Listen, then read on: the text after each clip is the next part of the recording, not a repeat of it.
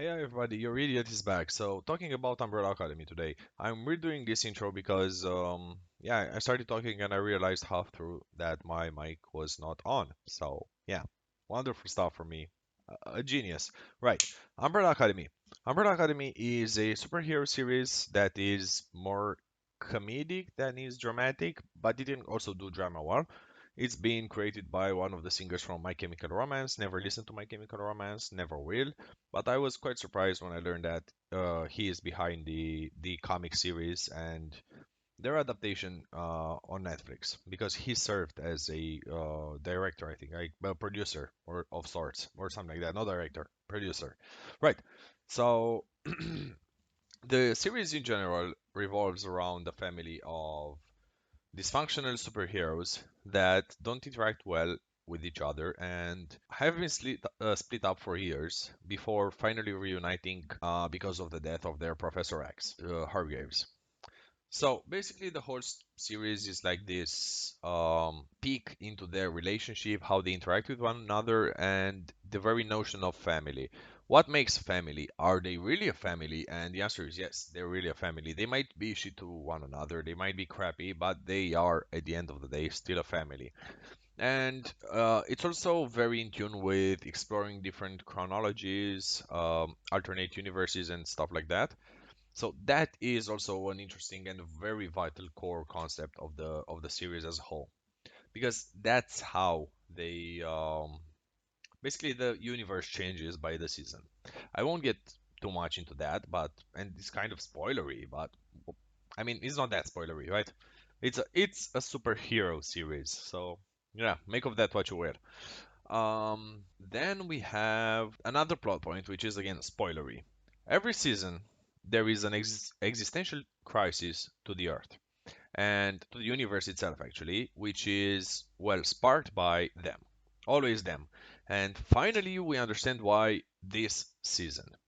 So, strap on is going to be a spoilerly ride. I hope you strapped on, you put on your seatbelts, because we're going to delve right into the story. So, the story ends very badly. I mean, very badly. It ends very dramatically. And they could have erased them from the beginning from existence because the writers did that with most of the characters this season. Again, I warned you. Spoilers. I think at times the fourth season could have been the best season in the series by far. The acting is there. So the acting is there. Everything is there. Just they decided to chop up the characters. They decided to rush the story because yes, it is a rushed story. They wanted to finish it so badly they had to rush it for God knows why, because they rushed it like crap. I don't understand why, because it has a huge following. They had the money. They could have just made one or two more episodes to explain shit. So it starts out very lightheartedly.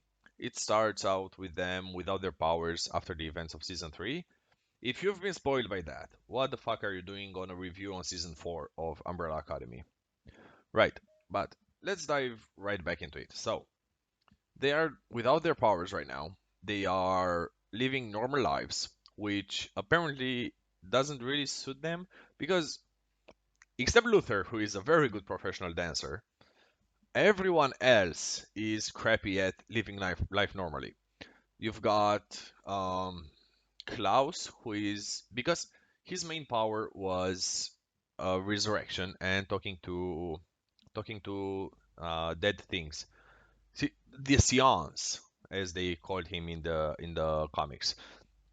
He now, because he lost his powers, is very hypochondriac, which makes a lot of sense. He is hypochondriac. He just doesn't want to die or to put himself in any danger. So much so that he visibly avoids contact even with cigarette smoke. Now, what makes Klaus interesting this season? And so let's get this out of the way. Klaus is my favorite character from the series. It's the most human character of the series, in my opinion. He's the one who is the most flawed, and for good reason. He was the most abused as a child, except Ben, who was, well, I mean, is death and abuse? I think so in this case. But Klaus was the most abused of the surviving children, and you can see that in the way he interacts with the others, in the way he speaks, in the manner he conducts himself. So he is very human-like. except others characters. Then again, he develops an amazing relationship with Allison's daughter Claire. So much so that they are so for the first episodes they're always together because he's taking care of her while Allison works. Yes, he's a freeloader, but at the same time he just loves Claire. And this is where they fucked up Klaus's character because at some point, uh, he gets his powers back, right? And he relapses out of the sudden. Like what? Why would he? So he doesn't really. So it's not like he relapses. He goes back to the home where Claire was. He tries to steal some shit from Claire, which I think Klaus would never do. It's not that in character. Keep in mind, he hates Reginald. He doesn't really care about his brothers that much in the beginning of the series. And he can steal from their house. And it's his home. He has a sort of right to steal from that in his eyes.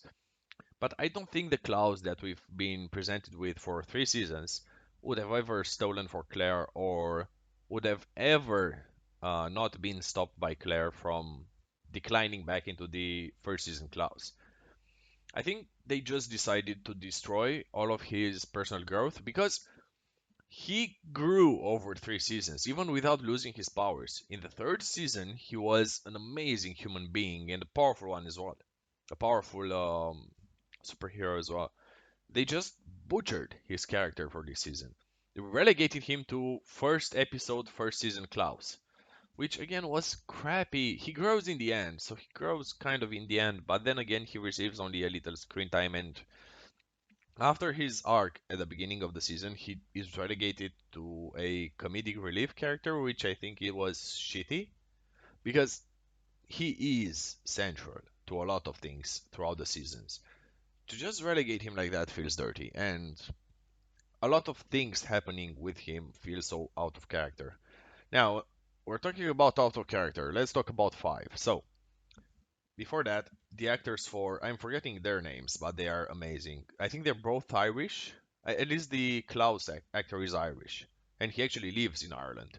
But I don't know about the Five's character. I think he's Irish as well. Let me check. Number five actor. It's played by Aidan Gallagher. That's an Irish name if I've ever seen one. He's American. What the crap? Yeah, he's. I mean, and he played in Modern Family. Holy crap. Right, never mind. So, Aidan Gallagher and who is Klaus's actor? Klaus actor is I knew his name. That's the thing. Umbrella Academy. This is very boring. It's Robert Sheehan. Sheehan. Robert Sheehan. Robert Sheehan and Aidan Gallagher are amazing. They are the pillars of the series. Acting wise, they're incredible. Everybody else pales in comparison. They are amazing actors. And again, number five was once again played magnificently by Aidan Gallagher, but his character was crap this season. He didn't do anything at all throughout the season. He accidentally stumbled upon a subway network connecting different realities, different universes, which eventually Lila used and kind of mapped, sort of. I mean, she understood how it works. Five just understood the basics, like, oh, it takes us from to another universe, and that's it. Lila is the one who actively explored it and mapped things in her mind and on a map. They were saved by other fives from other universes, but this five that we've grown used to, is just a crappy character now. He doesn't do anything throughout the season. Just snarky remarks and having an affair with Alayla. Spoiler. That's how you do spoilers. You say the spoilers, then spoiler after. So, the only relevant plotline with him, I mean, two relevant plotlines. The first one is his affair with Lila and how they get trapped for 7 years searching for a way home. They end up together. And Five withholds the way back home for 5 months from Lila, which is again crappy and not in character. He wouldn't do that, I think, as a character. The thing with Five is he's mostly an adrenaline junkie. He's not the type to just lie to you for immediate benefits. He just wants to jump up at any opportunity to get his dose, to get his fix, right? Not create this uh, alternate fictional life with Lila, and that's it. And keep in mind, he's keeping Lila from his own nephews, from her children, who are his nephews. That's crappy, and I don't think that's what Five would have won. Yes, he's amoral in a lot of ways. I mean, all of them are immoral, but not that amoral, and not that crappy brothers, I think. I think none of them would ever do that. So, again, bad writing in my opinion. I was thinking about something yesterday, not yesterday, a minute ago. Where I was rambling about number five, but I've forgotten what. Lila is a very interesting character throughout the season, but I think the only one that is actually interesting and tries to do something. Then again, the second plot line regarding number five is basically just finding a diner where all the fives from all the universes are at, and they're more advanced at mapping the whole system than he is, and they all know that it's because of them that the world is ending. So R5 knows jack shit about anything, and they tell him, "Oh, it's because of us, because of the marigold we have in us." Come on, didn't you know that? It was clear. I mean, if you've watched this for 3 seasons, you know that it is very clear that their existence is the reason for the shit going on. And yep, he comes back, tells the gang that, you know what, guys? It's the marigold inside us. That's the problem. Okay, let's kill ourselves. Okay, perfect. The ending is very saddening, though. So, in the end, the ending was very well made. I'm not, I didn't cry, but there were tears involved. But I didn't cry. I'm a man. Men never cry, right? Then again, it was, I don't know what to say. It was a very underwhelming season. Even though the actors, all of them, but special highlights to Sheehan, Gallagher, and of course Tom Hopper, who is just an amazing actor. So Tom Hopper is the best actor in the series, but he's also the biggest name in the series. They all played magnificently. They played superbly. They love their roles. But then again, the writers butchered the story. I don't know if it's their fault or the creator's fault, because the creator never released this storyline. But he gave indications, so I assume it's a shared fault. Is the writers for the show and his indications that were shitty, or maybe his indications were good, but they managed to fuck up the characters in the series and basically destroy the pacing. Because if the pacing was done better, like you had one or two more episodes, then shit would start making some sense. I'm not gonna go into the whole Durando and Marigold shit because that's fucking crazy. I'm not gonna go into Gene and Gene shit because that's again super idiotic in my own opinion. There's basically this cult on Earth that somehow has memories from the original timeline. The main problem was because of their existence, their birth, the universe fragmented into an infinite number of parallel universes.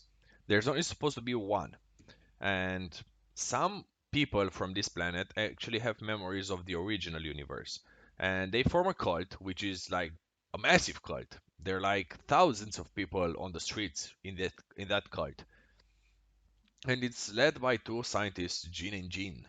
That's what they're called.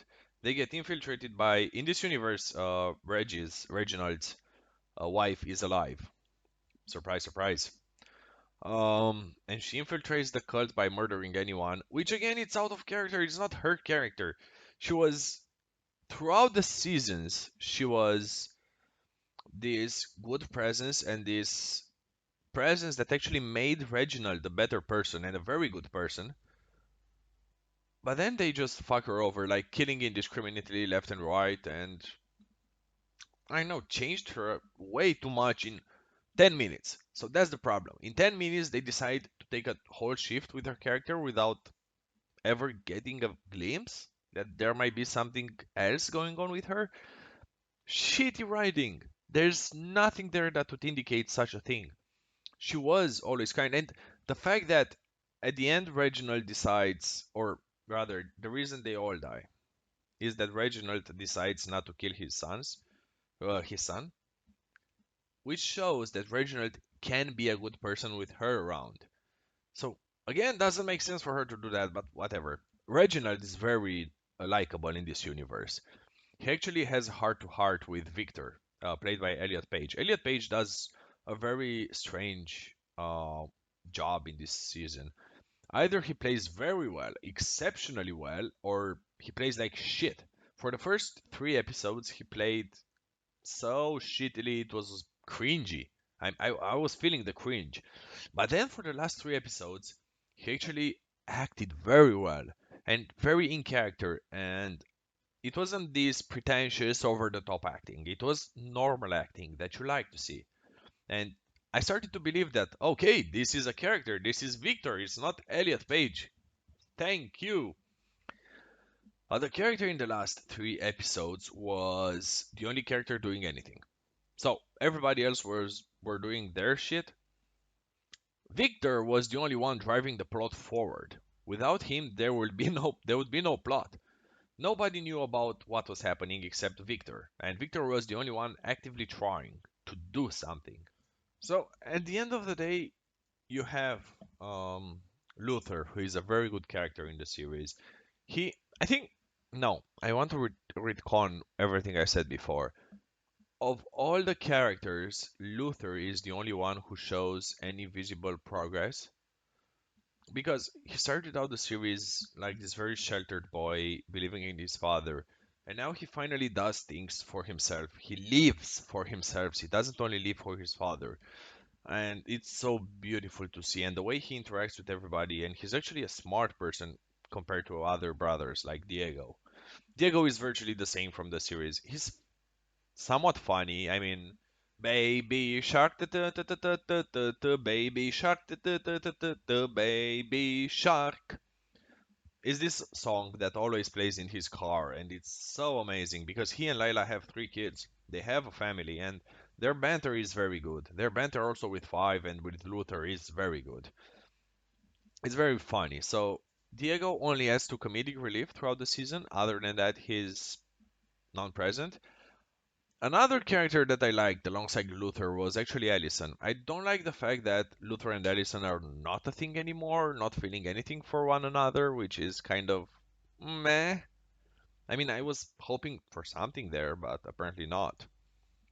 But she as a character grew up a little bit, not not that much, but she's that older sister for Klaus that he deserves, and she's always there helping him out. And basically, she helps everybody out. Whenever they need her, she's there for them. And I think that's lovely. I think that's lovely. And I like to see, I mean, she was like that from the beginning, but now we explore her motherly side towards her brothers because in absence of a real mother, some of them need someone to turn to, and that someone is Claire. Is Claire, not Claire Allison. I keep mistaking Allison for Claire. What the fuck is wrong? I mean, one is a kid, the other one is their sister. And Klaus actually seeks refuge in Allison a lot. Not sexually, just emotionally. And I think the big sis vibes, the One-chan. Oh shit, that's not what this is. The big sis vibes she gives with her interactions with Klaus is so wholesome that it melts my heart. That being said, this is already being too long. If you want me to talk about something in specific about the season or what I didn't like or what I liked, just hit me up in the comments because yeah, at times it was a magnificent season and I loved it. So for the first two episodes, I think I loved the shit out of the season. Then it kind of fell apart because of pacing and because they retconned characters, like decided they are complete opposites of what they stood for until now. And yeah, I don't know. It was a good series. It was a good season overall, I think. I mean, the ending is amazing. So the ending, the final scenes were just incredibly good. First two episodes and the final scenes were amazing. Other than that, it was lukewarm at best. And the plot again along the plot about Jennifer was I'm not gonna talk about Jennifer and Ben, please. I liked Ben in the first episode where he was so Ben in the first episode just gets out of jail because he was arrested for crypto fraud. It just reminded me of Ryan from The Office. It was the exact same vibe as Ryan from The Office gives off. But other than that, he was just there. He was so shitty as a character, man. I hope I actually was interested to see Ben back into the fold, but I hope they didn't bring him back because he offered absolutely nothing to the series, nothing at all, and the character played well. The actor played well. It just the character was so shittily written. But that's about it for the Umbrella season 4. Let me know in the comments what did you think about the season? What did you think about the series as a whole? I loved it. So it's one of my favorite series. But I want to hear it from you guys. Leave a comment with the information. What did you like about Umbrella season 4? Did you like the series at all? Did you not like it? Why didn't you like it? Why did you like it? Leave it up in the comments. Love you guys. Don't forget to like and subscribe. Bye bye.